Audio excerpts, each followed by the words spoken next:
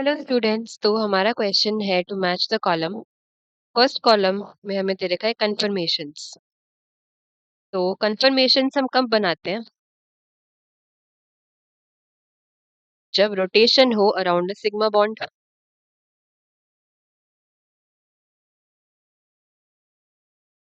अब हमारे पास जो अराइज होते हैं उनको हम बोलते हैं कंफर्मेशंस। जैसे सपोज हम इथेन की बात करें, तो इथेन का अगर हम स्ट्रक्चर बनाएं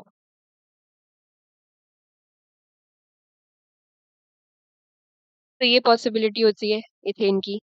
या फिर इथेन अगर सिग्मा बॉन्ड के अराउंड रोटेशन करे तो वो कैसे स्ट्रक्चर बना सकता है?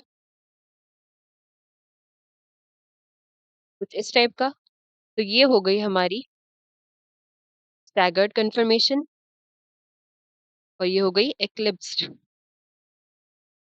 कंफर्मेशन।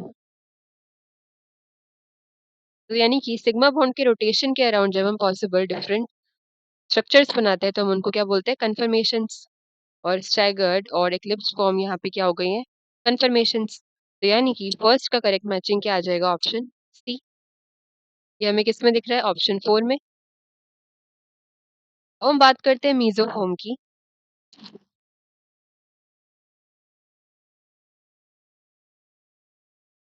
तो मीजोफॉर्म हम कब बोलते हैं? जब हमारे पास कोई सिमेट्रिकल कंपाउंड हो,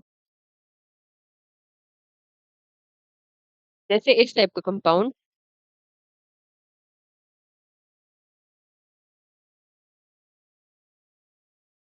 इस कंपाउंड में हमें क्या दिख रहा है कि ये जो, अगर हम बीच वाले कार्बन की बात करें तो ये कार्बन कैसे है? कायरल कार्बन है। तो ओवरऑल इस मॉलिक्यूल को क्या होना चाहिए था? कायरल, यानी कि ऑप्टिकली एक्टिव। लेकिन होता क्या है इस कंपाउंड में, अगर हम बीच में से एक प्लेन पास करें तो ये प्लेन को अगर हमने पास करा और इस मॉलिक्यूल को कट करा इस प्लेन से, तो हमें क्या मिल रहा है? Mirror images. वो भी सुपर इम्पोजिबल मिरर इमेजेस। तो अगर हमें मिरर इमेजेस मिल रहे हैं तो यानी कि जो प्लेन ऑफ सिमेट्री हो गया ये वाला प्लेन।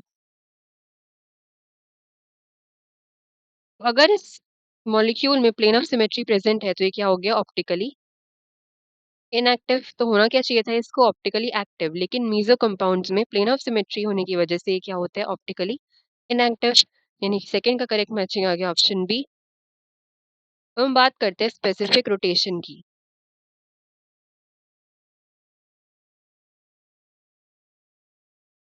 स्पेसिफिक रोटेशन क्या होता है? जो ऑप्टिकली एक्टिव कंपाउंड्स होते हैं, हमें पता कैसे चलता है कि ये ऑप्टिकली एक्टिव है? तो हम करते क्या है, इन कंपाउंड्स को पोलरीमीटर में डालते हैं।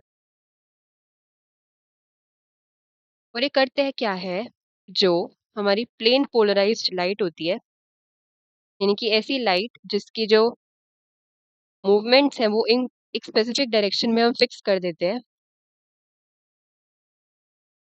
ऐसी प्लेन पोलराइज्ड लाइट को ये जो ऑप्टिकली एक्टिव कंपाउंड्स हैं ये एक स्पेसिफिक डायरेक्शन में रोटेट करते हैं।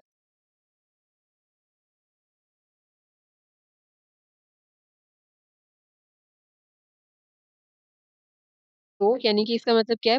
प्लेन पोलराइज्ड लाइट जो है वो रोटेट हो जाती है बाय ऑप्टिकली एक्टिव कंपाउंड्स। या तो वो राइट डायरेक्शन में रोटेट हो या फिर लेफ्ट डायरेक्शन में रोटेट हो। तो ये स्पेसिफिक रोटेशन जो है वो कौन करते हैं? Optically active compounds.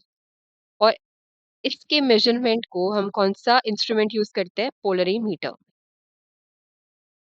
तो यानी कि स्पेसिफिक रोटेशन के मेजरमेंट के लिए हम क्या यूज करते हैं? Option a polarimeter.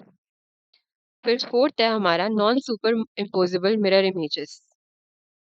तो non superimposable mirror images अगर हमारे पास प्रेजेंट है तो वो क्या होता है? इनैंशियमर्स। यानी कि वो आइसोमर्स, ऑप्टिकल आइसोमर्स जो non superimposable mirror images थे उनको हम इनैंशियमर्स बोलते हैं।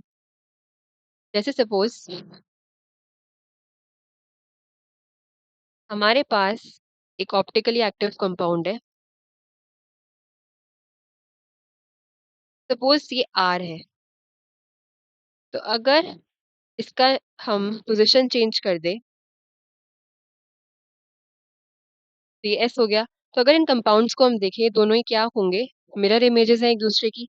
लेकिन ये कंपाउंड्स नॉन सुपर इम्पोजिबल होंगे, यानी हम इनको एक के ऊपर एक रख के बिल्कुल एग्जैक्ट सेम स्ट्रक्चर नहीं बना सकते। ऐसे कंपाउंड्स जिनमें सेम टाइप का बॉन्ड हो, सेम टाइप के एटम्स हो, सेम नंबर ऑफ एटम्स हो, सेम टाइप के एटम्स हो, लेकिन डिफरेंस क्या आ रहा हो? डिफरेंस ये आता है कि ये non superimposable mirror images होते हैं एक दूसरे के, और ये जो लाइट होती है प्लेन पोलराइज्ड लाइट, इनको डिफरेंट डायरेक्शंस में रोटेट करते हैं, तो इनको हम क्या बोलते हैं? एनएंटियोमर। इनकी फोर्थ ऑप्शन पे करेक्ट आ जाएगा मैचिंग ऑप्शन डी, यानी कि option 4 code will be the right answer. इसका हम रेफरेंस देख सकते हैं एनसीईआरटी में, पेज 383। Thank you.